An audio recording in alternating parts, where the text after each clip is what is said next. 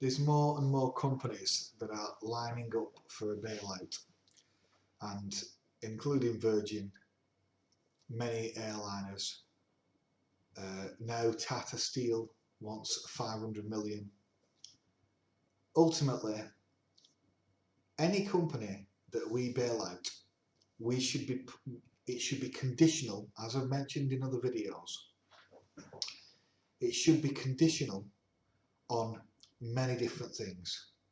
Number one, we should get shares, so we should get equity and voting rights, so that future profits that those firms generate, the government has and the public will get revenue and will have some democratic control over those companies through the shareholder voting rights that you're given.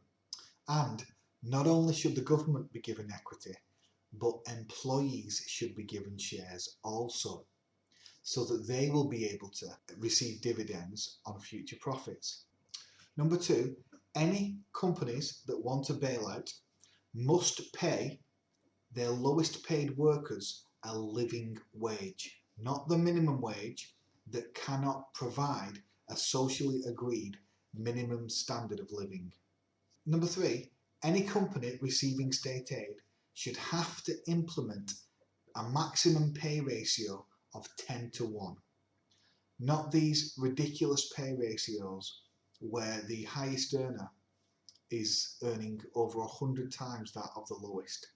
It should be absolute maximum 10:1. This will have an equalising effect on pay and will increase the pay for lower earners. Number four, all dividend payments are banned until we give the go-ahead to recommence them. During this crisis, it is completely immoral for dividend payments to go ahead when the companies are receiving massive state aid. I've already mentioned in other videos that there are many companies that are actually doing that completely immorally. That should have been stopped by the government, of course, but it hasn't been. But that 100% needs to happen. While we're in this crisis and they're receiving state aid, dividend payments are suspended. Number five, staff layoffs are banned for companies receiving bailout money.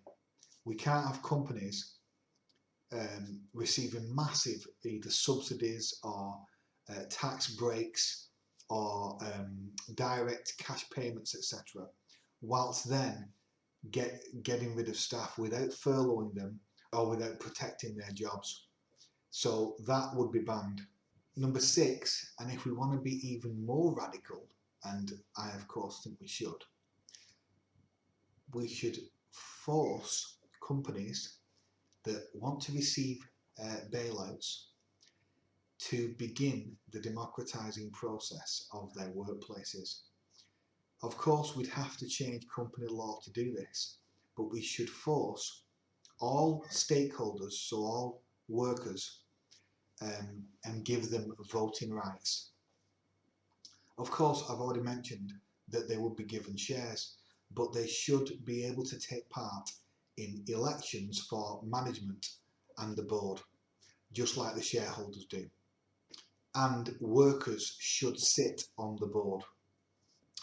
Any company that doesn't want to play ball can go bust, and when it goes bust, we should nationalise it at a fraction of the price, and we should implement those policies broadly anyway.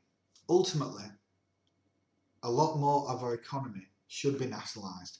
There is no reason why, even under a capitalist system, natural monopolies like our railways, energy, telecoms, etc., should be privately owned. We're paying for that in higher costs, worse service and less control. They should be nationalised, and some of those companies now are going to be going bust, and now is the time to nationalise them. Of course, as a socialist, I don't believe in the private ownership of the means of production. I believe in common ownership of most of our institutions and, where necessary, cooperative ownership, so that all of our society's institutions are at some level socially owned and structured completely democratically throughout, with workers' assemblies in each workplace, and consumers' councils and workers' councils integrating so that there is a much stronger decentralised economic planning. But the point I was trying to make was that even if you are a capitalist, God help you if you are, but there are strong arguments, there are overwhelming arguments against having our natural monopolies in the hands of private companies. It's ridiculous.